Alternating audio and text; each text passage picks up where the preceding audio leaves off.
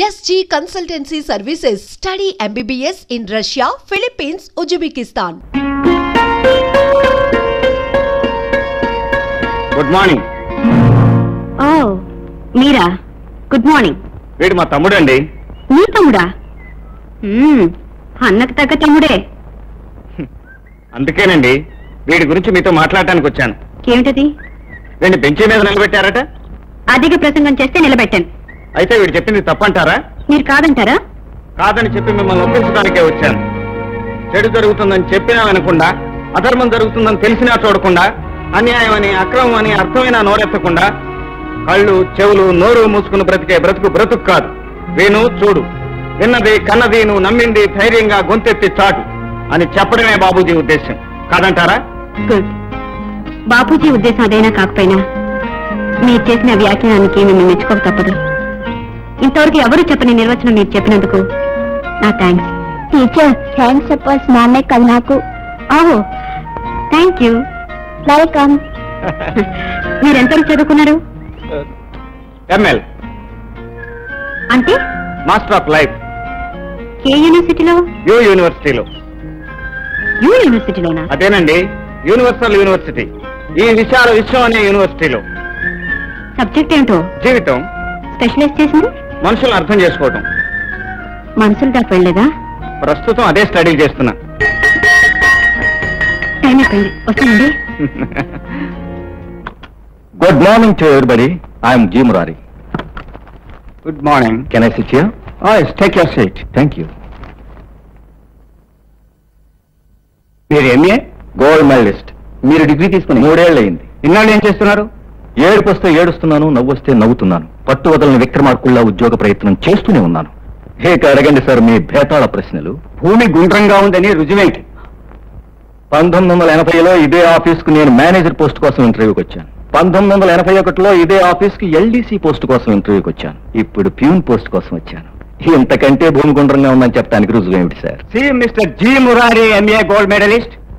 మేము ఇచ్చే ఉద్యోగానికి కావాల్సిందే నీ సమాధానాలు కావు, ఆ కాగితం ముక్క మీద ఉన్న డిగ్రీ కాదు, 100 రూపాయలు విలువ చేసే గోల్డ్ మెడల్ కాదు. ఈ క్షణంలో 10,000 రూపాయలు ఇక్కడ పెట్టు, క్షణంలో ఈ ఉద్యోగం మీదవుతుంది. సిగ్గులేదు ఆ మాట అంటానికి? పవిత్రమైన భారతదేశంలో పుట్టి ఆపవయ ఉపన్యాసాలు. డబ్బు పట్టుకురా, ఉద్యోగం తీసుకెళ్ళు. నా దేశాన్ని, నా అభిమానాన్ని ఇలా అవమానిస్తారా?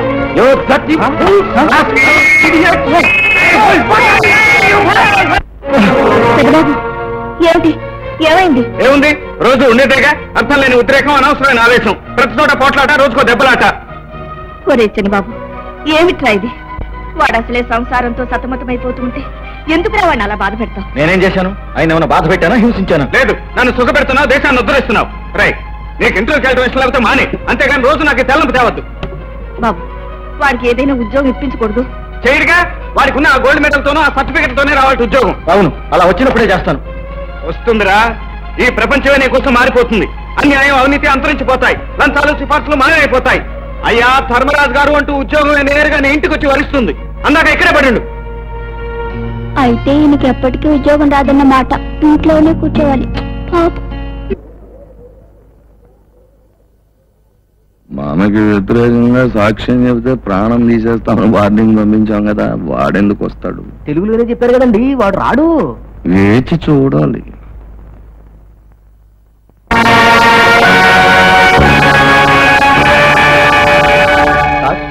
సాక్ష్యం తీసుకొచ్చారా? ఈ పాటికి ఇక్కడికి వచ్చి ఉండాలి. రాలేదు సార్. రాలేదా? అవును సార్, సాక్ష్యం తిరిగి ప్రశ్నించాలని మనం పెట్టుకున్న అప్పీలు అతను రాకపోతే వ్యర్థమైపోతుంది.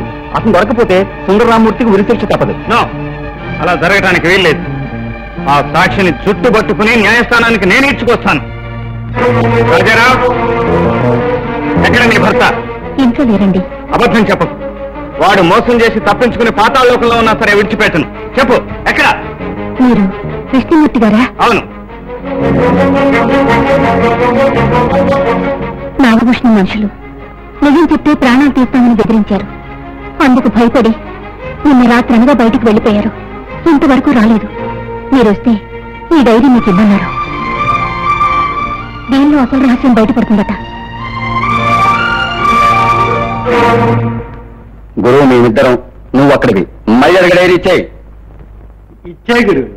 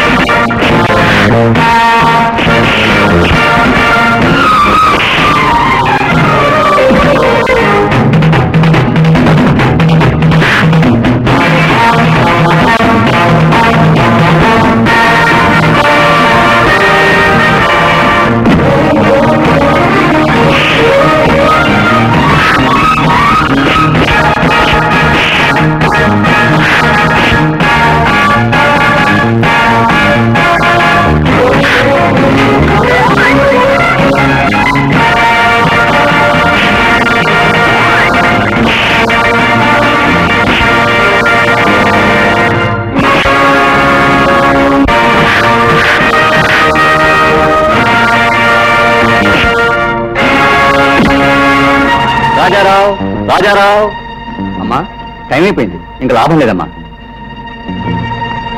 ఇదిగో సార్ డైరీ. ఈ కేసు కావాల్సిన ఆధారాలన్నీ ఇందులో ఉన్నాయి. మెలాడ్, కోర్టు వారి ఈ డైరీని పరిశీలిస్తే సాక్ష్యాలు దొరుకుతాయి. పరిశీలించవలసిందిగా కోర్టు వారిని కోరుతున్నాం.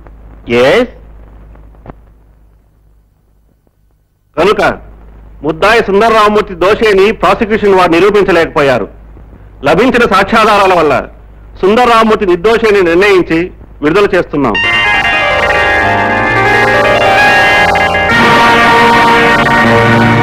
బాబు, నా ప్రాణాన్ని కాపాడి నా కుటుంబాన్ని నిలబెట్టారు బాబు. మేమేమి జన్మలో మర్చిపోలేం బాబు. మీ ప్రాణాలు కాపాడింది రజనీదేవి గారు. మీరు కృతజ్ఞతలు చెప్పుకోవాల్సింది నాకు కాదు, వీరికి. అక్కర్లేదు బాబు, కృతజ్ఞతల కోసం మనం ఈ పని చేయలేదు.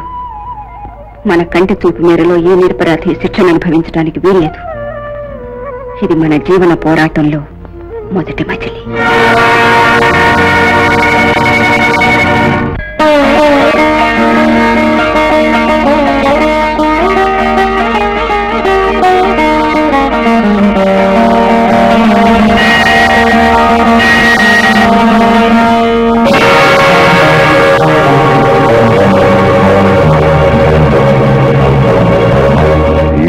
రాజమ్మ, ఏం భూషయ్యా, రజనీదేవిగా పేరు మార్చుకుని నగరాన్ని రక్షించే ధర్మదేవతవైపోయావా?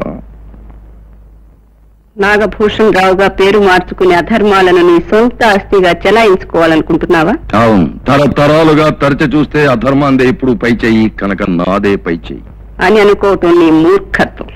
అయితే చెబుతున్నాను విను. నిన్ను ఇప్పుడే ఇక్కడే పీక పిసికి చంపేయగలను. నిన్ను రక్షించగల మగవాడెవడు?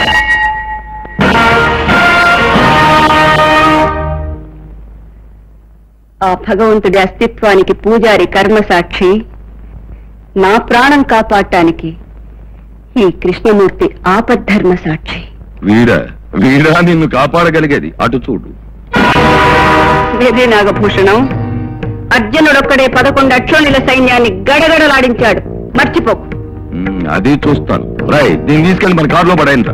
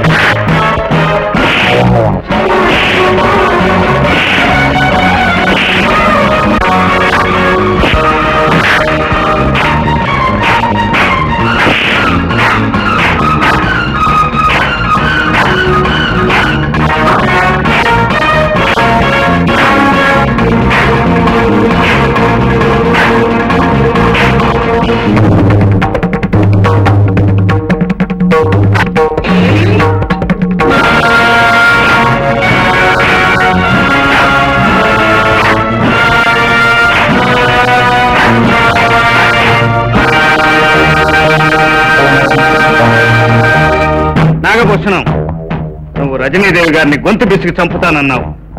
కానీ నేను పట్టుకోకుండానే, నీ ఒంటి మీద చేయి వేయకుండానే గుండె చంపుతాను. జాగ్రత్త.